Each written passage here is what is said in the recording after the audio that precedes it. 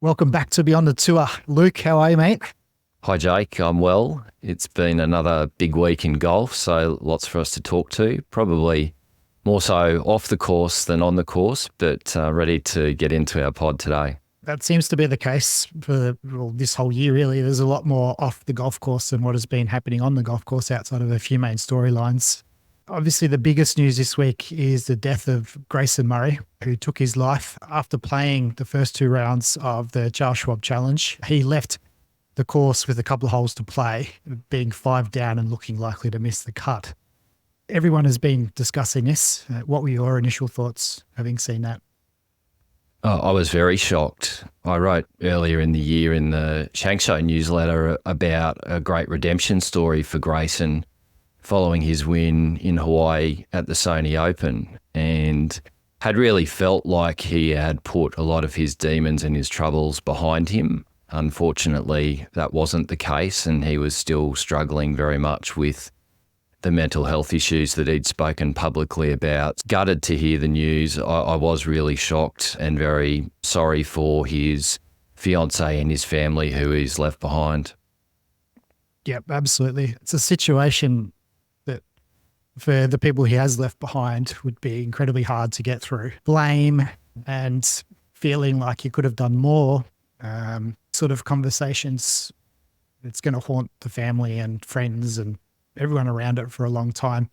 Personally, my uncle committed suicide when I was going into high school, and we were pretty close, and that had a big impact on me and his family. He had a young son. Obviously, that was 20 odd years ago, and there's a lot more that we know about the illness and about the fact that it's a constant struggle. I was the same, having seen Grayson over the last 12 months talk about it very openly.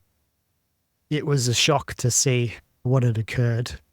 He'd spoken about how his fiancée and also his religion had really helped him turn a corner. Obviously, the win at Sony was a great achievement for him, on top of grinding away on the KFT and earning his tour card back. It was a very raw moment when Jim Nantz and Trevor Immelman on the CBS coverage explained the news and what had happened and how he'd gone bogey, I think, on 14, 15, 16, and turned to his playing partner, Peter Malnati, and said, "I'm done." And those words stuck out for me. Obviously, no one was to know at that particular time just how bad he was feeling, although Peter did inform, or we're told Peter did inform people at the PGA Tour that someone should check on Grayson. You mentioned his family just before. By all accounts, his family are wonderful and supportive people. He did have a good support structure around him. I guess it just does go to show that sometimes people feel no matter what support they've got around them, it's just too much. And so it was a very sad end of affairs for Grayson. And the positive for me has been the way that some of his colleagues, his caddy, and also his coach have remembered him publicly.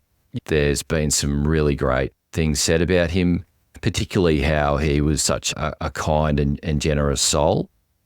And so I think those are fitting tributes to him, and the only positive really in a very sad situation. Gary Williams posted a little bit about alcoholism and his struggle with it and his dealings with Grace, and I recommend everybody read that. It's a really moving piece. What was interesting to me and what made it such a shock was the fact that he was so open with it.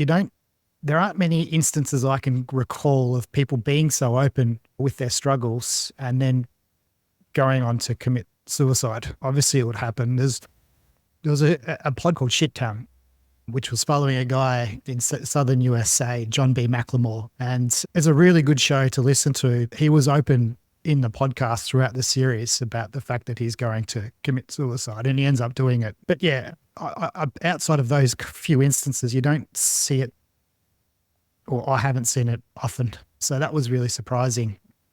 And credit to Grayson for being courageous and being willing to talk about it openly.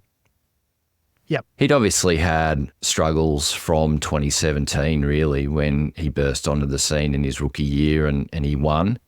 And maybe the trappings of winning and having early success can catch up with certain people. So he was known to have been vocal on a number of issues, some good, some bad. You'll recall the story last year at the players' meeting where Jay fronted the players not long after the framework agreement had been announced, and Grayson was very outspoken on the fact that the players just couldn't trust him anymore, and that he called out, I think, some of the things that needed to be called out. So he certainly was willing to be open and honest about things, whether they be about his own personal struggles or things going on inside the tour that needed to be addressed, and he should be remembered and commended for that. Now, he was a very controversial character throughout his career, and he elicited strong responses from many in the media. I guess looking at that aspect of it, something I'm trying to avoid is attacking personally, because as we're being reminded with this, you don't know what's happening behind the scenes. Now, some were very vocal against Grayson, getting quite personal. Yeah, I don't know how the media handles that, whether or not that's their job to be doing that, or whether or not they can take that into consideration and rather than attacking the person, you're attacking their actions. He certainly was a target for some in the, shall we say, independent golf media, public Twitter spats with some well-known personalities, other golf journalists, independent golf journalists, even as recent as his win earlier this year, referring to him as the ogre who was regrowing his teeth. As you say, you just never know what's going on behind closed doors, and it is interesting to note, or conspicuous to note, that these media personalities have been relatively quiet on X or social media since the passing of Grayson. Possibly some platitudes, basic platitudes given out on podcasts or newsletters, but certainly nothing in depth addressing the history with him. Maybe that's the right approach, I'm not sure, but it certainly stood out to me being something of note. I think maybe it's better to just cop it, to just be honest, and yeah, whether or not you have to make an apology, I'm not sure, but you may as well address it. If social media, one thing it does is a timeline of everything that happens, so it all comes up. It's all in the public eye. It does, and I think Harry Higgs had a really great speech after his second win in a row on the KFT, where he issued a challenge to all of us to say, go and say something nice to someone you know, but also go and say something nice to someone you don't know, and just try and find that little bit of kindness. So a good challenge for us all, I think, to try and take on board. What did you think of Jay Monahan flying in and his press conference? I think to be expected from Jay.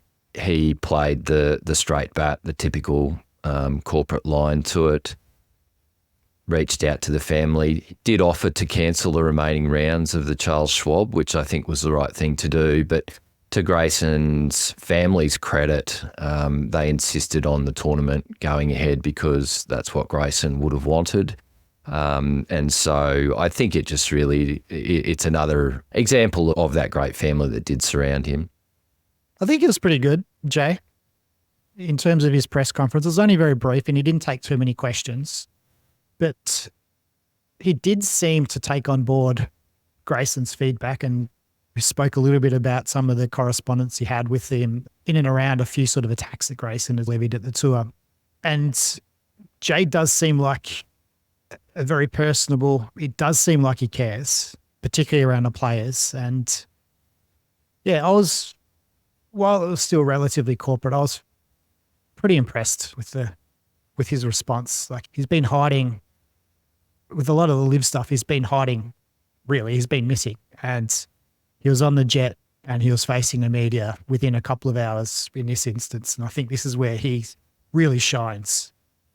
If you were putting a bet on whether he would shine or not, you'd certainly be backing him not to, given his history of poor press conferences and fumbling these types of sensitive matters, but did a better job this time round, and I think appropriately addressed the right issues.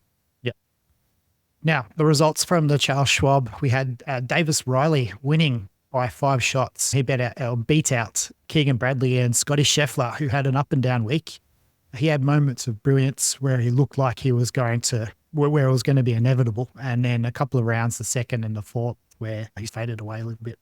A bit of a snoozer event for me, particularly on Sunday. Scotty made a bit of a charge on Saturday where I thought he was going to make it interesting, shooting 63, keeping Riley within grabbing distance, shall we say. Riley was threatening to run away with it. So Scotty got close enough, but conditions were pretty tough on Sunday. The golf course was playing bouncy and firm, and there was a bit of wind around. So even though it was a bit of a snoozer of an event, the golf course probably did give an opportunity for the best golfer to separate himself this week. Riley was very solid under the gun, under the pressure of Sunday, never looked like he was going to lose and ended up winning quite comfortably with a 5-shot victory. I'm glad to see him win. He's been on tour for a few years now, and he started out pretty strong and then has gone through a bit of a lull for the last 18 months or thereabouts. So it's good to see him win.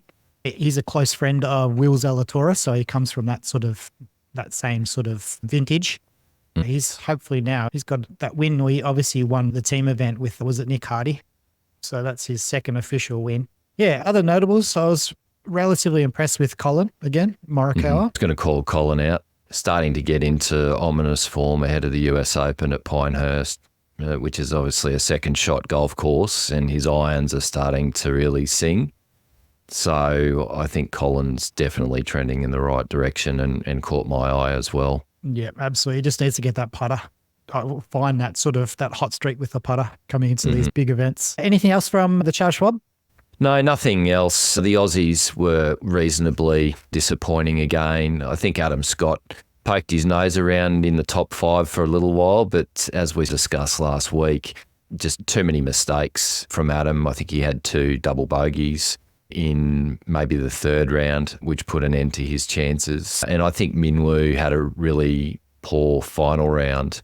So some work to do for the Aussies as they head into the next major. Across in Antwerp on the DP World Tour, that was won by Nacho Oliveira over Thomas Pieters and Nicholas Norgard. I watched the last 9 holes or thereabouts for me, it was Sunday evening. They had some tough conditions. They went through a little bit of a thunderstorm there, and it was coming down. It was coming down hard. It got to the point where they halted play for 20 minutes or thereabouts while they had to squeegee the greens, get off the standing water off the greens. Surprisingly, they kept all the golfers out there. So they're all on course under their umbrellas. That was notable for me just because you wouldn't generally see that on the PGA Tour. They'd be called in because of lightning or something of such, and they'd be off the course for an hour or 2. They do come off pretty quickly. I didn't catch any of the Sedal Open, unfortunately, but I did see that Pieters put in a solid effort in front of his home crowd there. And I look at that Nicholas Norgard and just think Nikolai Højgaard. Yes. They're very similar names. You have to double take on that leaderboard. He looks like a really solid player. I haven't seen a lot of him, but he's someone I'll be watching, certainly. The other notable in the fields that was playing really well was Joe Dean. Notable in that he has had a couple of starts on the DP World Tour this year and also the Challenge Tour, but outside of a handful of events, he hasn't played in any official competition. So he's come from nowhere. And the commentators on that particular tour through the coverage didn't know anything about him either, which is, for mine, that was quite strange because they're quite knowledgeable commentators on the DP World Tour. And I see Laurie Cantor finished T7, so some improved form because he struggled in the events on LIV that he has got to play. Yep, absolutely. Then I guess from the perspective of LIV, you've got Thomas Pieters second there. We had Kieran Vincent winning there. What was it? The Kit Kat. The Kit Kat Cash and Carry. On the Sunshine Tour. That's a good name. I've never heard a better name for an event, actually. That's outstanding.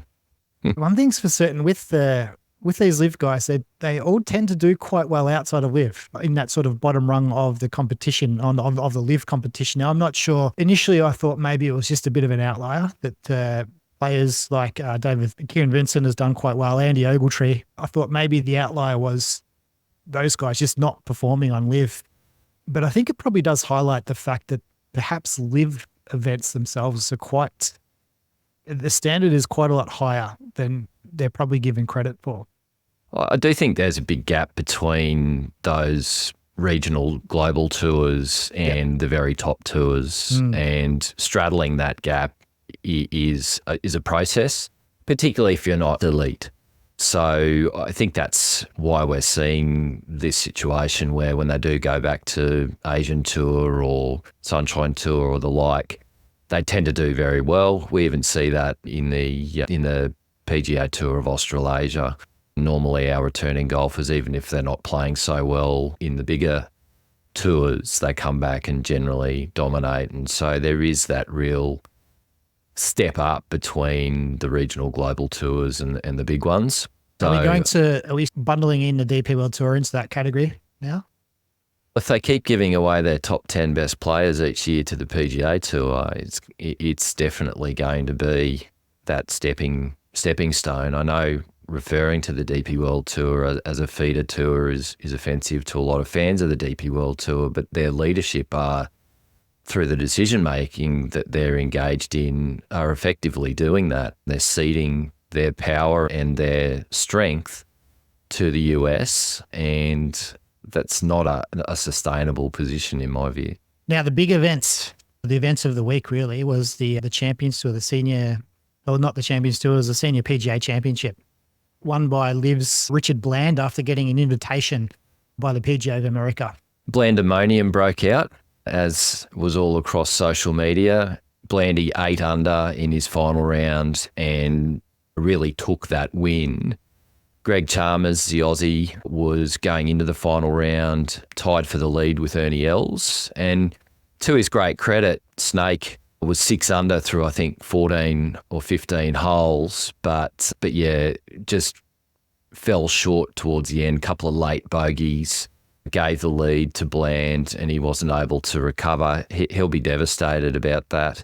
But a great effort from Greg nonetheless, and also Richard Green ended up coming in at T2. So the Aussies putting in a good show. Scott Hend at T4. And then I think Stuart Appleby was just outside the top 10 as well, maybe 12. The Australians doing really well, but I feel for Greg Chalmers. But you can't say that Richard didn't go out and get the job done. He certainly did, shot 8 under to win it. If you sat Richard down 3 years ago, before he's won his DP World Tour events, and said the next 3 years, he's going to see you win on the DP World Tour, join LIV, win a senior major, I think he would have fallen off the chair. He's probably had the best years of his career so late in his career, and he seems just a really genuine, nice guy. I thought he was very humble and showed a very vulnerable side in his winning speech, talking about his brother who's got quite serious cancer and looks to be almost terminal, and dedicating that win to his sick brother. He also talked about potentially what this win means and used words to the effect of, look, I'm still contracted to LIV for the moment, but interested to see what doors this win might open for me. So I wonder whether he might have an eye on his end contract date with LIV and looking to make the transition to the Champions Tour in the US. One of the things that was supposed to have come with the win at the Senior PGA Championship was exemption to the Seniors Tour, but I see that the PGA Tour have withdrawn that exemption. It was interesting to see them publicly make that statement. I'm sure people would have been asking it, but whether or not they had to, as a tour, come out and make that statement. He's not a member. He's never been a member. So I don't see any need for them to make that statement. It's difficult to know how to play it, and maybe they wanted to get out in front of it. It's not a great look either way, and you can understand why they're not wanting to offer the exemption, but it was part of the winner's package, so to speak, and now it's no longer. Yeah, the PGA of America have had a fantastic couple of weeks with their invitations of the LIV guys. With Bryson performing the way he did, Bryson was already in it. But it was notable, all of the players they got into the PGA Championship. But now for Richard Bland to win this, he would have brought a lot of eyeballs from LIV fans to the Senior PGA. But I think above that, just the headlines throughout the golfing world of the fact that he won it being a LIV invitation. Yeah, they've played a really strong card. Yeah, lots of publicity around the two events, which is a great positive for the PGA of America. And it gets back to, for me, leaning into rivalries, sporting rivalries, and the friction and the tension that has been created between the PGA Tour and LIV divide.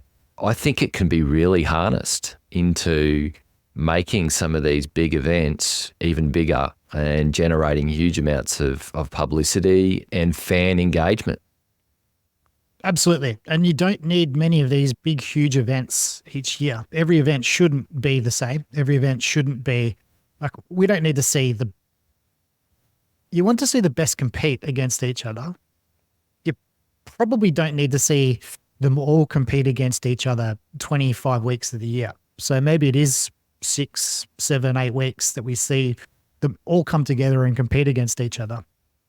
And even when the PGA Tour was without a competitor, you never saw the best players play against each other 20 plus weeks a year anyway. They were at most playing sort of 14 times, but they weren't the same 14 events for all the top players. And then you add in the majors. So it's not like we've gone from having 16 or 18 events where everybody is together and now we only see it 4 times a year.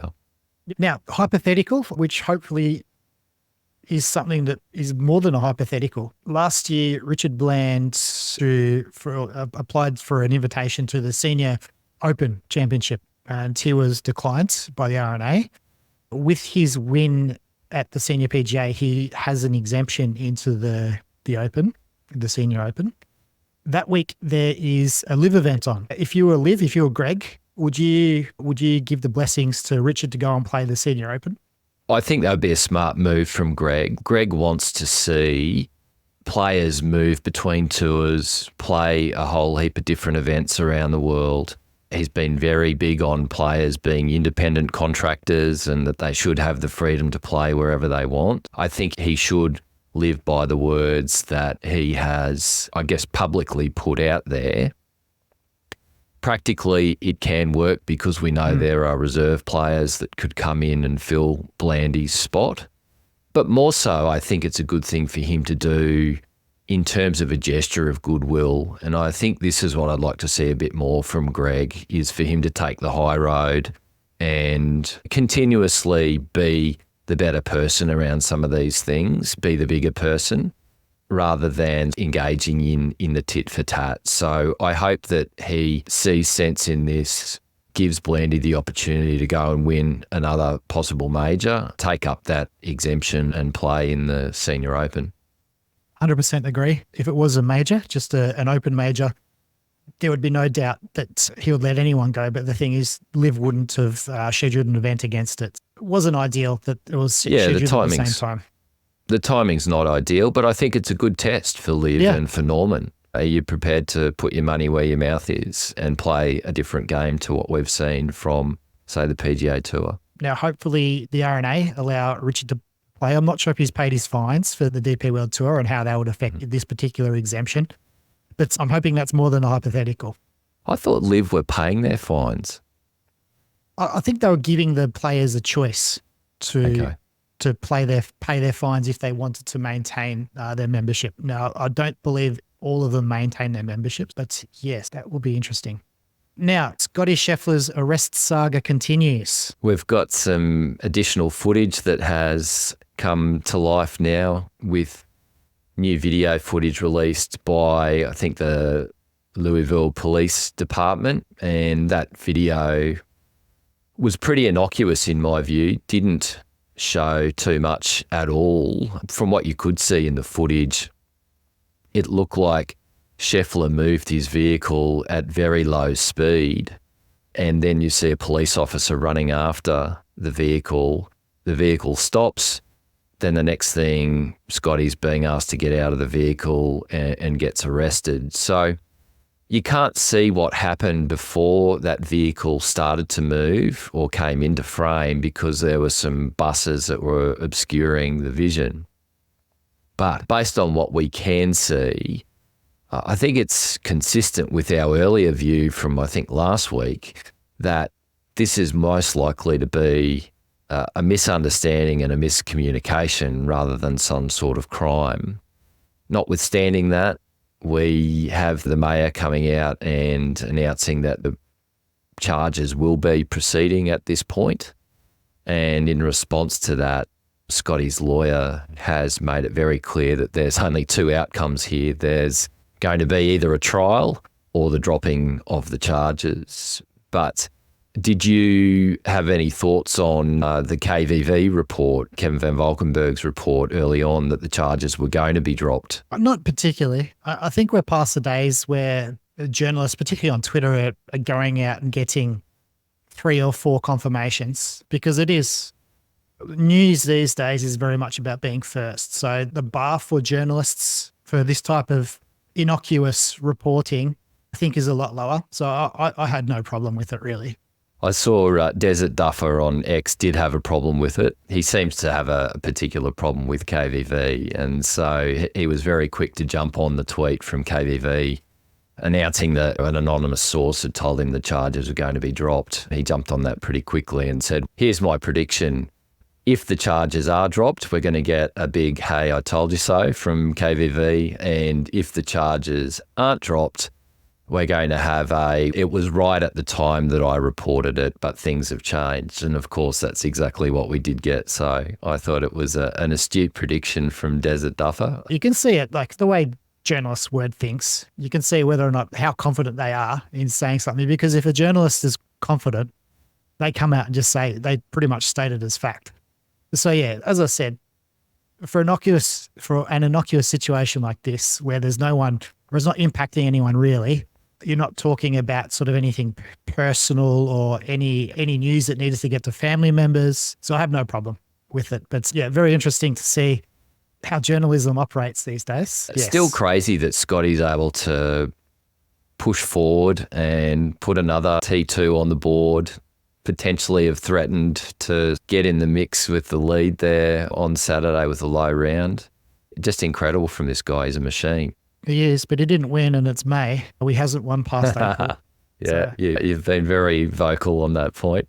He'll win. No, there's no doubt about it. Whether it's this year or another, that's nothing really. He probably primes himself for that early season when we see him play it well and take out most of his wins. But that'll be something he will see. He'll identify if he hasn't already, and he'll work out a way to get up for the bigger events in the back end of the season. You think he's probably going to have a couple of weeks off now, right?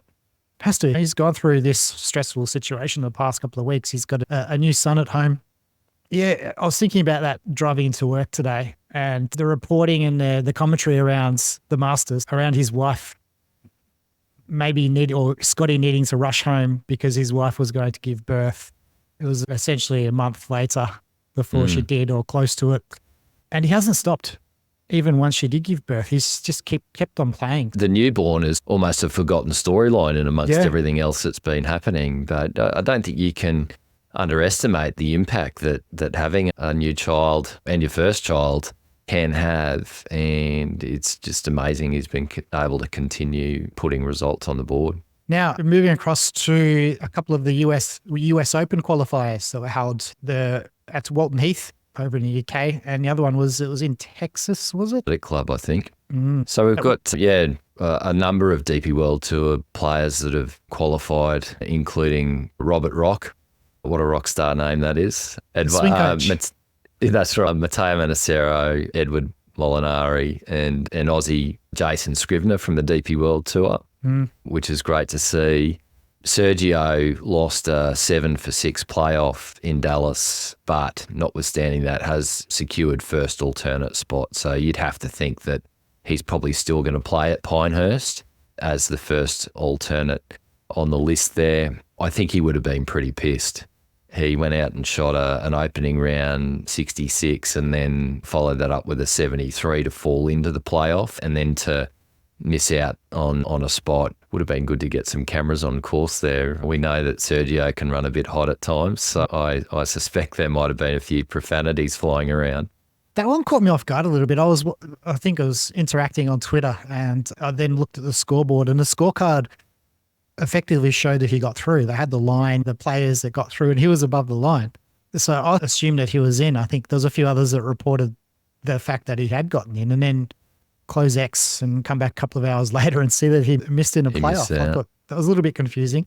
And then some other notables with Eugenio Cicciotta from the Fireballs, and also former Open champion Francesco Molinari qualifying along with his brother. Should be an interesting field. Really looking forward to Pinehurst. I think it's going to be a great event. And a couple of names to miss out though, in terms of Abe Ansah, Caleb Surratt and Cameron Champ, although Champ's not been playing particularly well, but I've got good raps on Caleb Surratt, but not to be this time round, but I think there are big things waiting for him. I made a point of following him around in Adelaide, just because I followed him relatively closely since he joined Rahm's team, and he does look like he's got it. He's got that sort of that it factor. So it'll be interesting watching him over the coming years. And Eugenio Cicciotta, he came on and had success early with LIV, and he struggled a little bit with form. So this will be his first major, which will be great to see. He did post on socials that's indicating that perhaps he's been struggling with injuries and that he's injury free now. So it'll be interesting to watch him for the remainder of the season in LIV. Definitely. Now, events this week, we have the Canadian Open. So Nick Taylor's the defending champ. That was interesting last year. Other notables in the field, we've got Rory McIlroy, Nick Taylor, Shane Lowry, Cam Young, Sahith, and Scottie's playing as well. Pretty good field by the look of things, and hopefully we don't see repeat scenes on the 18th green with Adam Hadwin being bowled over by security again. Certainly took away from some of Nick Taylor's win, but was great content nonetheless. I remember his wife had some awesome tweets on X following that security guard incident. But it'll be interesting to see how it goes up there in Ontario and who comes to the fore, whether it's another Canadian or not. It's crazy to think we should probably be speaking about the Scheffler incident in the same way we speak about that Adam Hadwin incident last year. But we're still a while away from being able to do that because it's quite serious still. That's right, and we probably won't know where it truly lands until the arraignment happens later in June. But let's hope it's the same result where it's just put down to a misunderstanding and a mistake, and we can move forward. Yep. The DP World Tour have the European Open in Hamburg. So that's an increased purse of $2.5 million. And we've got Paul Casey and Kelly Smooger playing. From LIV, and a couple of other favourites. We've got the Barn Rat, Kiridak Appy Barn Rat playing, and Andrew Beef Johnson, who I haven't seen Beef play for a little while now. He's been more pushing out podcasts and I think competing on the pro circuit. But it'll be good to see how the Højgaard brothers are in the field, along with Danny Willett, former Masters champion. Yep. Particularly keen to see how David Micheluzzi goes. He obviously won the Order of Merit for the PGA Australasian Tour and therefore qualified for his DP World Tour card. I think he got in contention in one of the events earlier in the year, had a really good look, but couldn't get it done over the final stretch. So keen to see how David goes in this particular event in Germany. And then Jason Scrivener, fresh off the back of his qualification for the US Open. Hopefully he shows some good form. I've had the pleasure of watching David a little bit, Micheluzzi a little bit in some local tournaments, and he's very compact, quite powerful, but he's someone that can get really hot. When he gets hot, he's pretty hard to beat. He gets on those streaks, doesn't he? And as you say, for a small fella, he gets it out there. Yep. And when the putter's running hot, there's a lot of birdies on the card for him. The biggest event of the week is the US Women's Open. That's held at Lancaster Country Club, which is just outside of Philadelphia. It's a $12 million purse, which is great to see. The defending champ is Alison Corpuz. Most notable is Nelly Korda, who's coming off a bunch of wins. It'll be very interesting to see how she performs in the major. Lydia Ko, got Rose Zhang, who is also rounding into some good form after extending her studies or finishing off her studies at Stanford. Maya Stark, and there are, I believe, 5 Aussies in the field. 5 Aussies in the field, and 2 of them in particularly good form at the moment in Hannah Green and Gabby Ruffles. Then we've got Minjee, Stephanie Kiriakou, and also an amateur who's playing college golf in America at the moment, Keely Marks. She's got some pedigree, Keely. She won the 2022 IMG Junior Championship at Torrey Pines, and she's qualified for this event via the sectionals. So looking forward to seeing how this event unfolds. I think it's going to be a ripper. I was reading earlier this morning that Lexi Thompson, this will be her 18th US Open, and she's only 29 years of age. It's crazy to think, isn't it? She has been an absolute, she's a stalwart of the tour at 29. Just incredible to be able to play at that level at such a young age. I think we forget that achievement. Just you have to see it to believe it. Yep. Gabby Ruffles is an interesting one. This is it's her second season on the LPGA but she spent some time down on the Epsom Tour, having, I think, was it the initial season she didn't re-qualify, and then went back to the Epsom Tour and won a few events there. So she's definitely has always been someone who should be up at the LPGA. Her story is pretty impressive as well, obviously switching across from tennis late in her teens to golf. Incredible hand-eye coordination in that family, where the brother Ryan Ruffles can hit a pretty mean ball as well. Hasn't quite reached the heights that she has, but she's definitely in a purple patch of form. I think 2/3 in a row the last 2 LPGA events, and I think will be very keen to demonstrate that form in a major. And the US Women's Open is a great one to star in. Yeah. Now, before moving on to some other stuff, I just want to touch a little bit on Harry Higgs' second win on the Korn Ferry Tour. So he's won twice from his last 2 starts. And this sort of harks back to a couple of conversations we've had already in past episodes. I'd love to see him now playing the Canadian Open this week. And he's not, and there's no real pathway for that. But It's one of the things that would be great for the PGA Tour to be able to work out. How can we get people that are running hot on the KFT up earlier, because that will help produce the overall competitiveness of the PGA Tour product, and that's going to be better for fans, better for broadcasters, better for sponsors, etc. So it's a great point that you make. And if Higgs doesn't get the opportunity to get back on the PGA Tour until the end of the year, he may well be out of form. So you miss that opportunity to strike while the iron is hot. I do understand the flip side of that, though, where players who have earned their PGA Tour card, they earn it for a year, and in order to make way for Higgs, someone has to come down. But maybe it's the case that you earn your tour card, but you know that there is a relegation zone, whether that be on a monthly basis or a quarterly basis. Maybe that's one way that you could work it, that after each month there'll be some ups and downs, or after each quarter there'll be some ups and downs, something along those lines. But there's no pathway at the moment, and it probably means that the fields are weaker for that. There's a legitimate argument to say that he shouldn't be able to get in anyway, because there are rookies on the PGA Tour who are not even getting a start. Now, where I think there's a story around that is that these rookies have nowhere to play. So if you have that fluid movement, if they're not getting a start on this particular event, they can go back and they can play on the Korn Ferry Tour. And maybe some of the medical exemptions that are getting PGA Tour starts, maybe that's not where they deserve to be. Maybe they need to be playing Korn Ferry. So that fluidity of movement, I think, has more benefits and advantages. But it'll be interesting to see. Yeah, interesting to see if they consider it.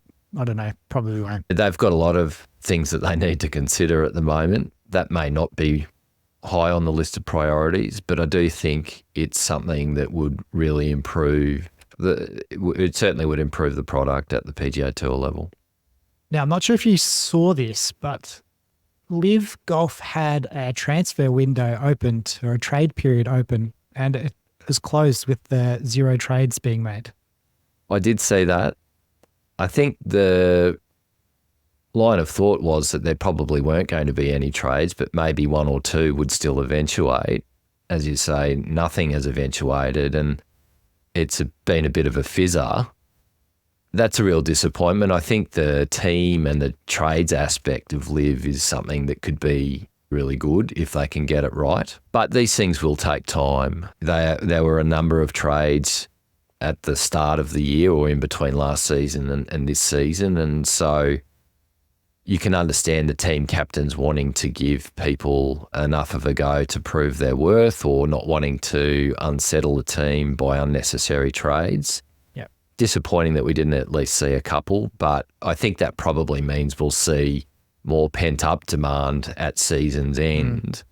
And my hope is that we will see a greater number of spots open for relegation and therefore a greater number of spots able to be earned at the LIV qualifying event in December. I think that was an excellent event last year. It was. You could really feel the stakes that were on the line for those players vying to get a spot. And I think increasing that from 4 to, I don't know, maybe 8 or 10 might be a better way to make that event have more juice and feel less of a sort of foregone conclusion, or feel less that there's not much change that's going to happen. Yeah, definitely. Yeah, just to me, it just lacked the juice because it's just not clear. Like we don't know what who's contracted to where, and maybe a little bit more sort of transparency around some of those points would make even a transfer window even if there was still no transfers, it would just create a little bit more buzz around it. And that's they Absolutely have not hit the mark on that yet, but hopefully they continue to work on it. And transparency around those details, I think, again, will help. Lean into it. Let us know who's contracted to when, what's the contract value, what are the stipulations on the contract, the special conditions on the contract that are of interest. But I really hope that they get rid of this playing captain exemption, or at least where you've got teams that have got 3 playing captains. It's just ridiculous. Yeah, agreed. Now, the team championship venue was also announced throughout the week, and that's being held at Maridoe Golf Club in Dallas, which is where Will Zalatoris and Spieth are members at. Have you seen the course? Not a great deal. The reports that I saw looked like it was a pretty tough test of golf for these guys. It looks a great golf course. Yeah. I've only had a look online, but it looks a fantastic golf course. I think Andy Johnson called it a real ass kicker. So it's going to be a great test of golf, and I think a fantastic venue. Maybe slightly disappointing in that they're going back to Texas because the PGA Tour spent so much time in Texas. But this venue looks like it's got the support of the owner. He seemed very happy and keen to have LIV there, and they've signed, I believe it's a 2-year contract. But that's a very good get for LIV. Agree. And then I guess rounding out the LIV stuff is that after his win at the PGA Championship, there was an interview with Xander's dad. He was pretty adamant that Xander won't be joining, or there's zero chance of Xander joining LIV Golf. So the question was obviously put to him, now that Xander's got 5 years worth of exemptions into the majors, what about LIV? To which he responded, no chance, particularly given that there's no path back to the PGA Tour and also no OWGR points. Obviously coming from Xander's dad, not coming from Xander himself, but pretty emphatic that it's not going to happen. He went on to say that Xander plays for legacy, not money. But I think this word of legacy gets thrown around a lot, and what has historically been legacy, I don't think is necessarily going to be legacy going forward. The definition of legacy in pro golf is changing, it's evolving, despite people not wanting it to in some quarters, it is. And so I think those people that are able to move with the definition of legacy will know where that's headed and make decisions accordingly. What's going to be interesting in 20 years, 30 years' time is looking back and seeing how the current fan and the current sort of media personality looks at the past results around the world. Someone like a Rory McIlroy, who has won all over the world, may be elevated if we have this legacy moving more to a world perspective rather than a PGA Tour focus.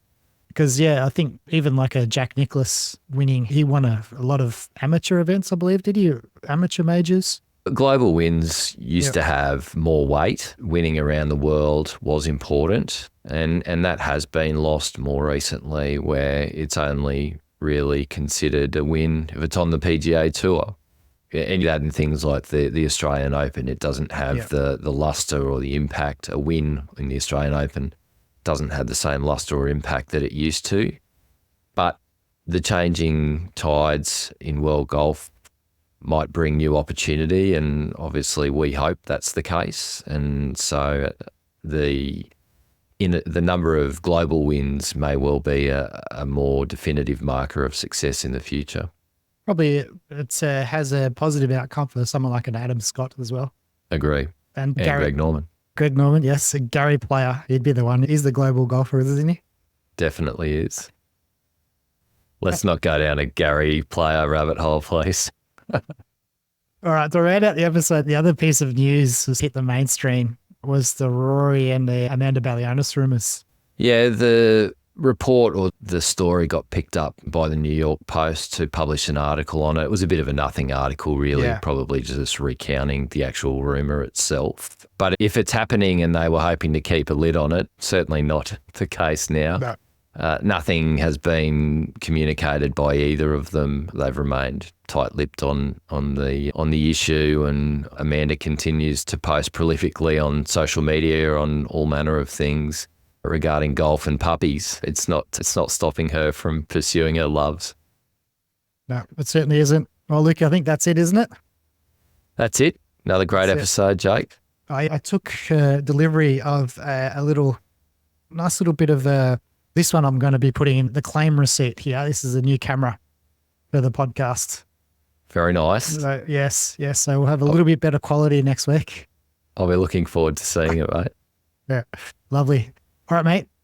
Good to chat again. We'll be back again next week. Yep. See you later. See ya.